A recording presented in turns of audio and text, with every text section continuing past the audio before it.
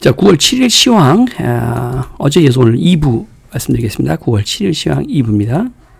워낙 요즘 장이 급변동하기 때문에 들려드릴 정보들이 굉장히 많죠. 사실은 훨씬 더 많지만 일반인이 이해할 수 있는 수준까지만 드리고요.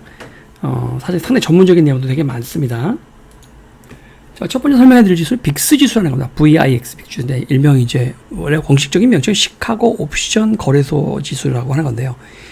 그냥 보통 우리가 일반적으로 이 빅스 지수라고 하는 사람들이 이제 공포 지수라고들 많이 이야기하는 공포 지수. 그러니까 빅스 지수가 급등했다는 것은 공포 심리가 극도로 올라갔다는 뜻이고, 빅스 지수가 낮다라는 말의 의미는 사람들이 그만큼 시장에 안심을 하고 있다라는 뜻이 되겠어요. 그러니까 무슨 말이냐면 빅스 지수가 급격하게 오르게 되면 이 말의 의미는 조만간 시장이 안정된다는 말이죠. 사람들이 거의 패닉 상태로 막 주식을 내던지고 있다라는 뜻이고요. 이때는 이제 주식을 비록 급락을 하겠지만 상방을 바라보고 주식 투자를 하면 이제 다시 급격하게 공포심이 내려오면서, 지난번 8월 5일 급락일 때 이 빅스 지수가 이렇게 급격하게 올라와서 보시는 바와 같이 65 수치까지 올라왔죠. 빅스 지수가. 이때쯤 우리는 이제 다시 올라가는 레버리지에 투자를 하는 거예요. 하게 되면 이렇게 주식이 급격히 안정되면, 심리가 안정되면서 지수가 올라가게 되는 거죠. 지금도 보시면 빅스 지수가 또 올라가 있음을 알 수 있죠. 이 말에 의하면 지수가 공포 심리가 올랐다는 얘기는 지수는 떨어졌다는 얘기죠. 그래서 여기서 다시 안정될 수도 있겠고, 보시는 바와 같이 여기서 이제 한 번 더 위로 튀어 올라서 적어도 여기까지 한 32까지는 갈 수도 있죠. 첫 번째 여기 신경 쓸 게 빅스 지수다 이거죠. 그래서 이거는 이제 알 수가 없어요. 상방으로 갈지 하방으로 갈지 알 수가 없습니다. 다만 이제 이 캔들이라고 하는데, 요 차트 모양을 캔들 차트가 이렇게 십자가 모양을 너지라고 해요. 너지. 이 노지가 발생을 하게 되면 변곡점이라고 그러죠. 위로든 아래든 뭔가 결정이 난다. 큰 변화가 있다는 뜻이에요. 큰 변화가. 그래서 빅스 지수를 우리가 한번 봐야겠고. 그래서 오늘 설명을 드리기를 시장에 있어서 긍정적인 측면, 그리고 시장이 앞으로 더 하락할 것 같은 부정적인 측면으로 꼽았을 때 부정적인 측면이 훨씬 더 강합니다. 그래서 각 요소들을 하나씩 넣어 볼게요.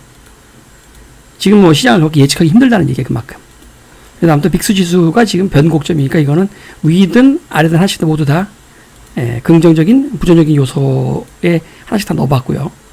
그러니까 지금 시장이 급격히 안정될 거라고 하는 변곡점일 수도 있고, 시장이 더 빠질 거라는 변곡점일 수도 있고요. 그러니까 양쪽 다 넣어봤고요. 자, 두 번째로 부정적인 거 하나 또 얘기할 부정적인 거. 자, 부정적인 거면 이거 미국의 다우 지수인데 보시면 어떻게 보이나요? 여기에 이제 우리가 개인적으로 표현할 때 매수는 노란색 봉으로, 그리고 매도는 하늘색 사각형으로 보통 표현합니다. 이게 이제 제 개인적인 약속인데, 이거는 보시면 이제 다우 지수가 모두 다 이렇게 천장이 3번 지금 더 부딪혔잖아요.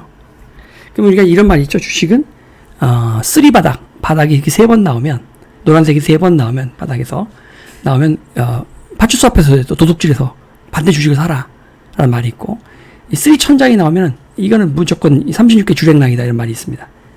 그래서 지금 보시면 3 천장이 나왔죠. 그러니까 일단 36개 주랭랑 준비를 해야 되고, 지금 주랭랑을 치기 시작한 거예요, 벌써 사람들이. 그러니까 하방이라고 우리가 예측한 이 근거 중에 이게 하나가 된 거죠. 그러니까 하방이라고 우리가 다 알고 있었고, 예측도 했고, 전망도 맞았는데, 그 와중에 우리가 좀 상방 레버리지를 갖고 물려서 이런 황당한, 알면서 당한 경우죠, 이번 경우는. 우리가 일부에서 상세하게 그 실수를 인정하면서 그 이유를 설명해 드렸죠. 부정적인 측면은 다우 지수가 천장을 3번 지금 도달했다는 거예요. 그래서 하락할 요인이 더 크다는 것이고, 전통적으로 한국 시장은 추석이 임박하면 이제 현금 수요들이 좀 있어서 주식을 내다 파는 경우가 많거든요. 그것도 지난번 일부에서 부정적인 측면이라고 말씀드렸죠. 민주당의 금투세 장난질도 너무 큰 요소 중에 하나여서 이것만 좀 폐지시켜도 지수가 일단 단 하루나 이틀 정도는 반짝 오를 것 같은데요. 자세한 것은, 이 금투세에 대한 자세한 것은 영상에서 좀 참고를 해서 보시면 되겠습니다. 이제 금투세의 7가지 문제점을 써놨죠. 금투세의 7거지약이라고 해서 해놨잖아요. 잘 읽어보시면 여기. 심지어 이 건강보험료도 올라갑니다. 제일 중요한 건 민주당 국회의원이 다수가 지금 투자하고 있다고 하는 사모펀드의 세금을 반으로 깎아주는 이게 결정다예요. 이 얘기는 안 해요. 슬그머니 안 해요.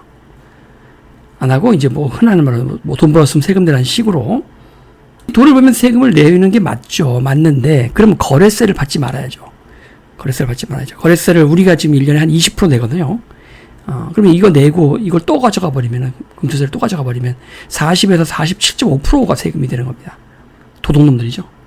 자, 그리고 지수적인 그 문제점도 있는데요. 주식이란 건 돌릴 때 돌려줘야 되는 겁니다. 이렇게 돌릴 때 이렇게 돌아줘야 돼요. 이렇게. 돌아줘야 되는데, 다우도 못 돌렸고요. 그 다음에, 나스닥도 보시면, 여기서 돌아줬어야 됩니다. 이게 일단 첫 번째 무너지면 안 됐고, 여기 파란색 선을, 여기를 61선이죠. 요거 무너지면 안 됐던 거고. 무너졌으면 바로 돌렸어야 되는데, 돌리지 못하고, 도로 센 음봉을 때리맞았거든요. 그래서 돌릴 때는 이렇게 돌려줘야 된다는 거예요. 돌릴 때는. 예, 미국의 경우는 다우지수가 차트상 못 돌렸다는 것도 또, 악재 중에 하나겠죠. 그리고 그 외에 어제 저희가 시황 일부에서 하락적 측면에 대한 여러 가지 요소들을, 원인들을 이야기했고요. 자, 이제 긍정적인 면은 그럼 도대체 없냐? 첫 번째, 빅스가 지금 변곡점에 도달했다. 즉, 오히려 거꾸로 주식이 급락이 아니라 반대로 튀어오를 수도 있겠다는 거죠. 그 이후로 첫 번째로 어제 설명한 대로 삼성전자나 하이닉스 같은 주식들을 매국인이 엄청나게 팔아댔죠. 그래서 매도도 한계가 있어요, 한계. 계속 팔 수는 없습니다. 그래서 그 매도 한계점에 지금 도달하는 게 아니겠느냐. 그러다 보니까 우리 장은 금투세의 영향과 워낙 미국인들의 놀이터가 되다 보니 미국보다 훨씬 더 많이 빠졌고요. 이미 지표상 여기 RSI가 상대 강도가 이미 침체에 접어들었다고 했었어요. 그렇죠? 그래서 여기서 이제 돌았으면 제일 땡큐고, 그러니까 미국은 빠졌지만 오히려 우리가 돌았으면 땡큐 양봉 하나 딱 솟아주면 완전 땡큐죠. 돌아서면 땡큐고요. 더 빠져도 이제는 사실은 이 지표 자체가 이제 거의 침체 구간에서 조금만 버텨내면 이제 어쨌든 이제 반대 구간이 나오기 시작할 거란 말이에요. 주식시장에서 흔히 말하는 게 있죠. 많이 오른 것만큼 악재가 없고 많이 빠진 것만큼은 호재가 없다고 합니다. 많이 빠졌다는 거죠. 그냥 그만해라. 많이 못다 이가. 그 유명한 많이 빠진 거죠. 그냥. 그럼 앞으로는 어떻게 될 거냐 하는 것인데, 우리가 예상하는 이제 시나리오를 생각을 하고 여러분들이 충분히 숙지해둔 후에 거기에 맞게 시장에 대응하도록 합시다. 첫 번째 시나리오는 여기까지 빠지는 거예요. 여기까지. 보이시죠? 여기까지 빠지는 거예요. 시장이. 그러니까는 지금 현재 2544가 코스피 지수인데 이게 한 2400까지 내려와 버리는 거죠. 여기까지. 이렇게 내려와 버리는 거죠. 내려온 다음에 이 수준까지 내려놓아요. 여기까지. 내려오는 거예요. 했다가 반등하는 거죠. 자, 그래서 올라가서 다시 여기로, 즉, 금요일 종가로 올라와 버리는 거예요. 약하겠죠. 그러니까 내려왔다가 급락 후에 다시 올라와서 요 정도에서 반등해서 저항 맞는 거죠. 이게 첫 번째 시나리오고요. 즉, 2400까지 급락했다가 월화에 걸쳐서 급락했다가 2540 정도로 반등하는 거죠. 반등이 힘들게 약하죠. 이때 정말 돈 먹기 힘들 겁니다. 이때는. 두 번째는요, 거기까지 안 가고 중간까지 하락하는 여기 정도 하락하는 거예요. 여기 정도 가는 거죠. 그러면 월요일 정도에 하락을 마무리해야죠.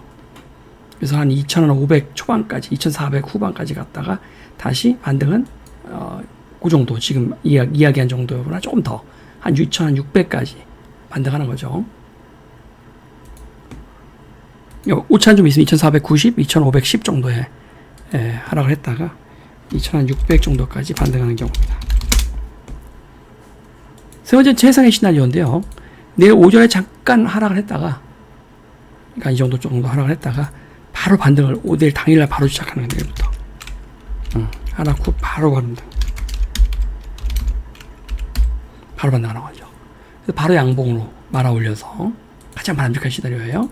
하락 후에 바로 이 정도 밀렸다가 바로 반등, 그러니까 밀리면 이 정도 되겠죠. 여기 밀렸다가 바로 반등 튀어 올라가면서 여기 그 하락갭 보이시죠? 이렇게 되면 시장에 힘이 있기 때문에 하락갭을 메꾸죠. 이렇게 되면 여기 발생한 하락갭을 메꾼단 말이에요. 그러니까 반만 메꾼다 해도 한 2,600 한 2, 30까지 되겠네요. 그러면 이게 지금 가장 바람직한 시나리오입니다. 이러면 아주 의외의 상황이 벌어지죠. 추석 전후에 원래 시장이 약하다라고 하는 그 법칙이 깨지는 거죠. 사실 9월달도 약하다고 했으면 9월 장 초까지는 강했다가 9월 10일, 21일, 30일 이렇게 약할 거로 거의 대부분이 예상을 했고, 우리도 그렇게 예상을 했다면 저도 그렇게 예상을 했고요. 그렇게 안 됐고, 첫날부터 그냥 밀어붙이기 시작하냐, 2, 3일 뭐 작살 낸 거잖아요. 그러니까 뭐 이런 규칙은 깨지라고 있는 거니까 어쩌면 추석 때 강세가 될 수도 있다. 이렇게 되면. 한 번 시나리오가. 이만큼 예측하기 어려울 정도 시장이 지금 혼돈 속에 있다는 거죠. 그래서 어쨌든 우리는 개인적으로 3번 시나리오가 되기를 바라면서 내일장 대응을 해야 될 것 같습니다. 이번에 만약에 우리가 지수 때문에 마이너스 된 게 거의 보합까지 와주면 우리 또 수익이 되라고 했잖아요. 이렇게만 되고 난 다음에 어떻게 되나요? 예, 바로 다시 이제 인버스로 갈아타서 침체기에 대비를 해야죠. 예, 경기 침체라고 이미 선언을 우리가 한 상태니까 여기에 지금 RSI 지표가 다시 침체 올 때까지 계속 끌고 가야죠. 미국 대선까지 끌고 가야죠. 인버스로 끌고 가야죠. 한 이 지점까지 끌고 가야죠. 그리고 월봉상의 지표도 역시 여기 침체가 올 때까지 하락으로 끌고 가야죠. 이 정도 내려올 때까지 끌고 가야죠. 한 2200-300포인트. 심지어 2000포인트 위협까지 될 수도 있는 이 자리까지요. 여기가 2000포인트인데요. 여기까지는 모르겠지만 어쨌든 좀 하락에 무게를 두고 끌고 가야겠죠. 그리고 11월 5일 대선 후에 다시 또 판단을 해야 될 것 같습니다. 엔화도 설명드릴 게 좀 많은데 너무 길어져서 엔화. 그러니까 여러분이 그렇게까지 알 필요도 없고 어차피 제가 공부하는 거니까 엔화에 대해서도 좀 알아야 됩니다. 지금 환율이 어떤지. 그러니까 지수상으로 그렇고요. 이제 레버리지상의 가격표상으로 보자면 어떻게 됩니까? 거기까지 빠지게 되면 요 화면을 확대해 볼게요. 빠지게 되면 가격대가 어떻게 돼요? 14,000원대까지 밀린다는 얘기죠. 그 말은. 그럼 우리는 이제 미친 듯이 물을 타서 16,000대 초반까지는 만들어 놔야 내려갔다 올라와야 번지로 탈출할 수 있다는 얘기고, 첫 번째 시나리오. 두 번째는 여기 15,500원 정도까지 빠지는 겁니다. 역시 물을 타서 우리도 이 반등 때 튀어나와야 되고요. 세 번째가 이제 내일 하락 나와서 살짝 16,000원 깨서 15,800원 이 정도까지 밀리고 하락을 마무리하고 바로 반등 시작해서 요 갭 중간, 즉 17,300원까지.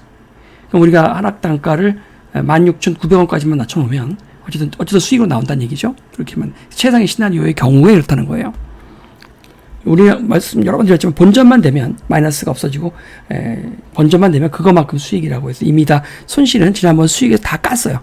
수익을 다 그만큼 빼내서 손실 대비를 해놨기 때문에 내일은 그 최상의 시나리오 되기를 바라보면서 내일장을 대응하도록 하겠습니다. 이상으로 마치겠습니다.